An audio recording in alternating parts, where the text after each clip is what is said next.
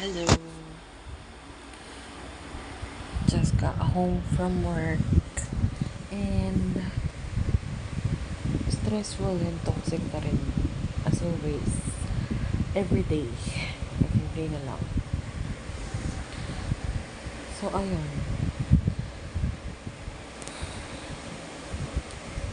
Siyempre, nakatayo na naman tayo pag uwi.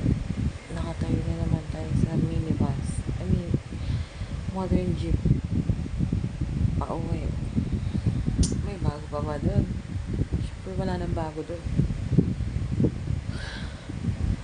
Ano pa ba?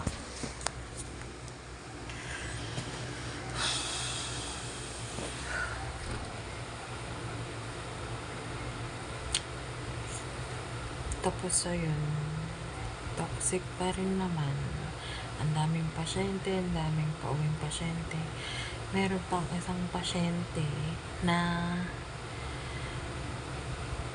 ang tawag dito, like may concern siya regarding dun sa bill niya, which is meron siyang excess from LOA niya, excess na bill kasi nga may miscellaneous fee siya and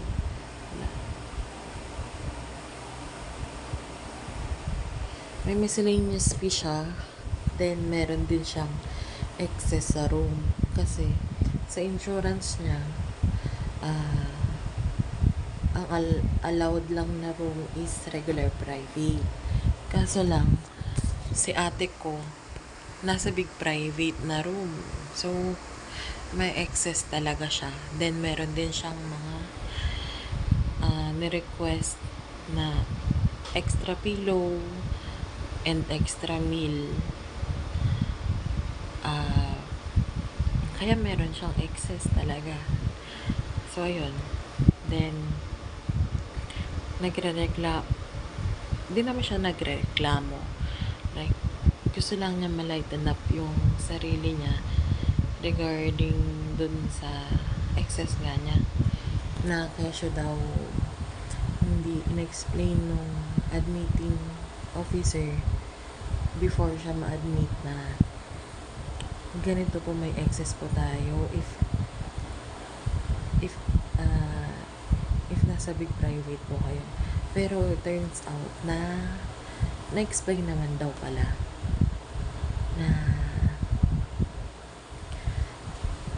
na sa big private siya mapupunta. Then if na-approvahan na ng insurance niya yung pagka-admit niya and yung pag-use niya ng lahat ng private room, ng everything, yung insurance yung tatawag sa number na binigay sa kanila kung may concern ba yung insurance or like may i-inform po yung insurance if exceeded na yung limit nila sa insurance, or ayun nga, na-i-inform yung patient if ang allowed na room lang sa kanila is semi-private, regular private, or ward lang, gano'n. Na-inform naman daw pala yung number na binigay sa admitting, which is yung number nung asawa niya. Kaso lang, hindi nga kasi pumupunta dun sa or bumibisit yung asawa niya sa kanya. And siguro hindi rin or nakaligtaan na rin ng asawa niya na sabihan yung pasyente na may excess tayo, ganun, sa room na napili mo or napuntahan mo, ganun. So,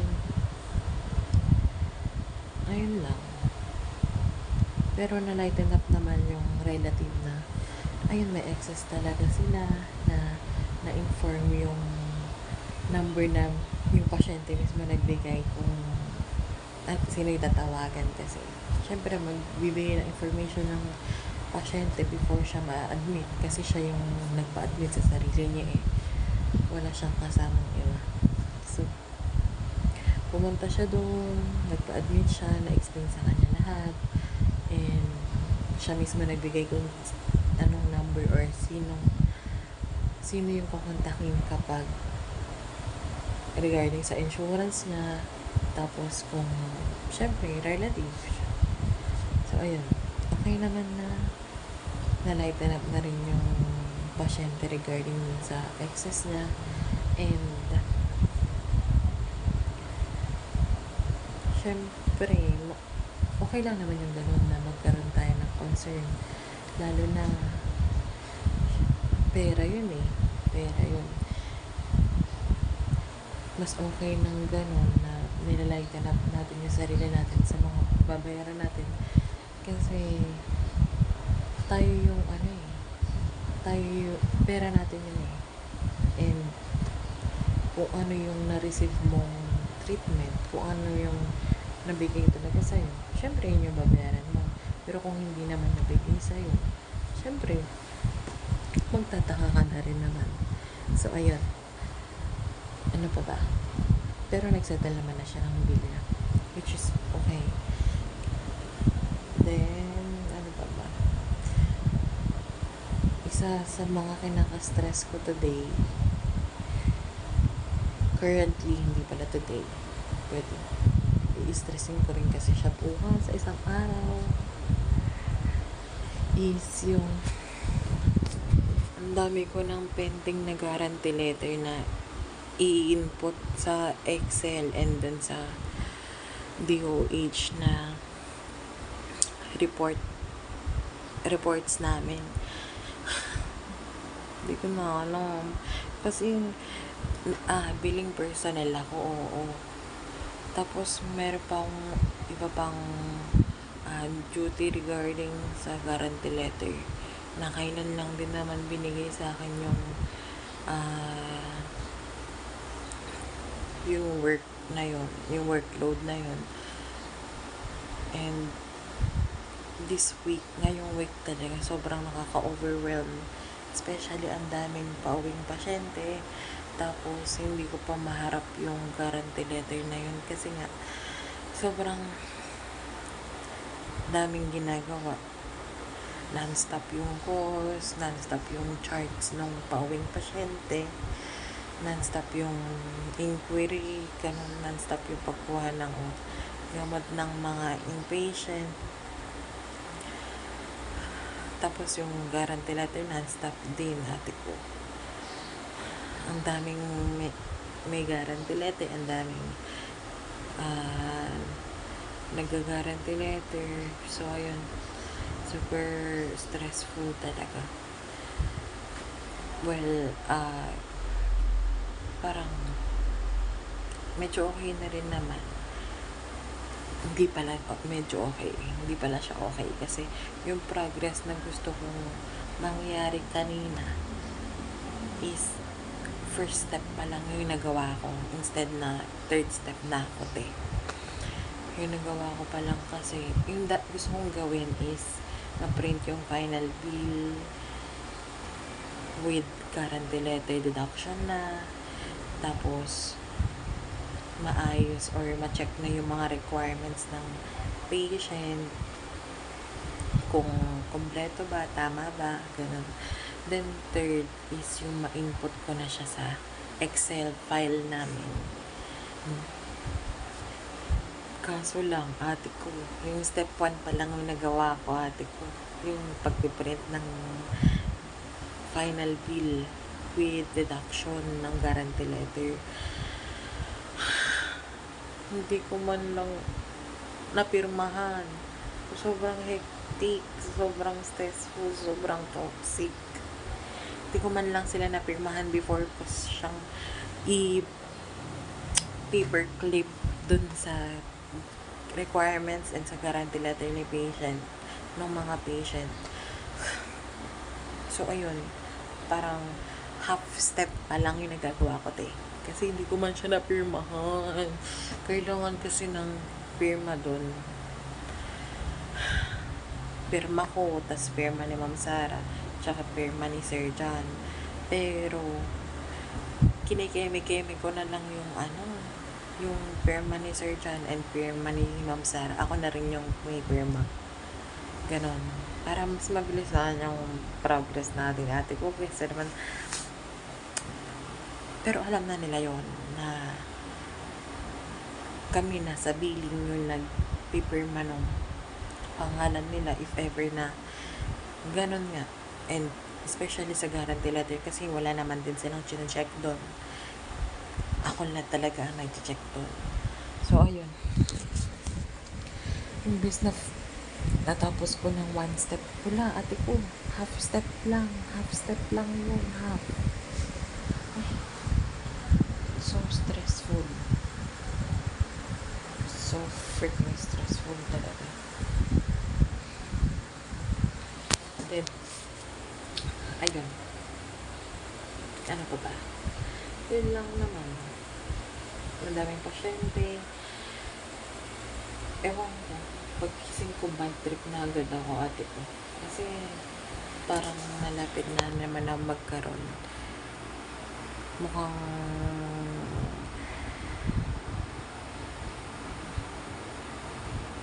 it's the day of the month na naman, ate ko. Pero,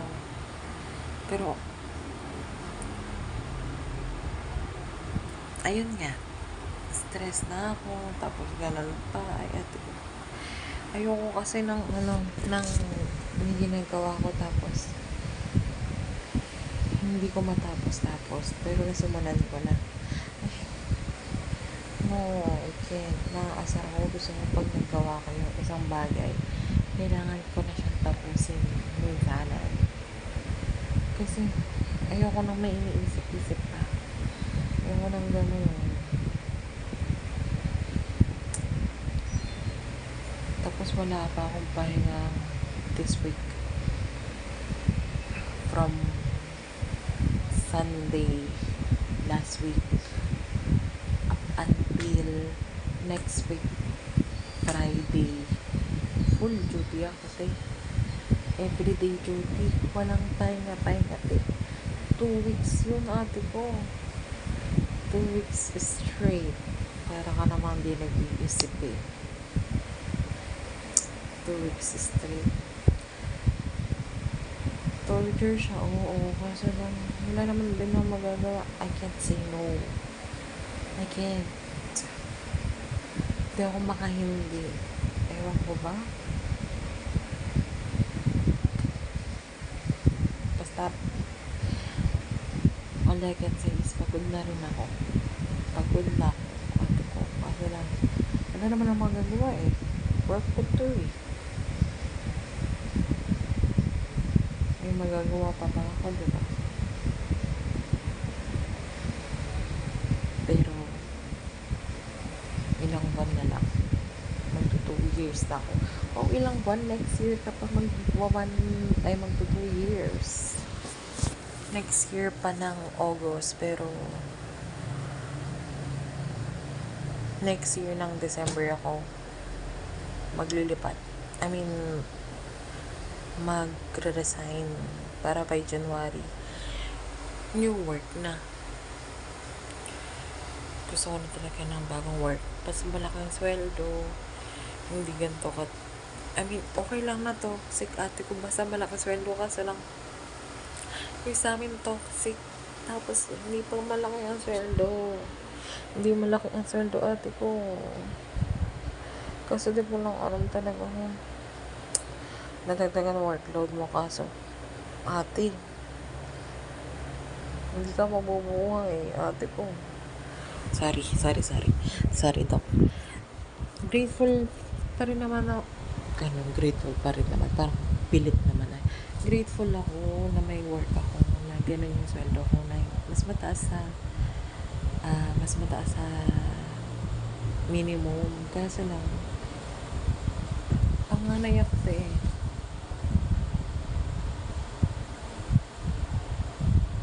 Father ko, ilang taon na? 70 na.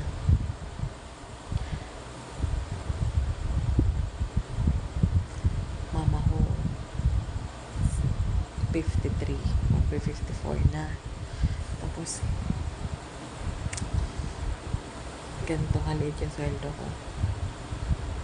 Ewan ko, kaya ko bang bumuhay na 4 na tao, kasama ako doon na 4 na tao sa ganong sweldo.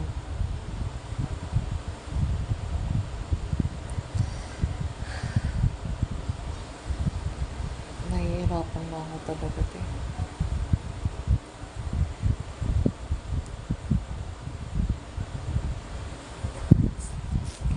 Pero di ko alam kung i-raise nila ngayon yung yung salary, kasi nga di ba merong salary increase yung Region 3 NCR. Ewan ko ba kung NCR ba or Region 3. Basta may salary increase na first tranche, I don't know. Basta yung today, ang tinaas is 20 pesos. 20 pesos. 20 pesos. 20 pesos. Then, by April next year, tataas naman siya ng 30, I think. Or 30 ngayon, or next 20 pesos. Para sakto 50. I don't know, ba't di pa narinig na mga 50 ngayon, tapos 50 next? OA naman. Ang laka naman nung gusto ko na yun. Pero, ayun, sana, hoping na i-raise tayo ni Doc. Charot. Thank you pa rin kay Doc kasi may work pa rin ako today.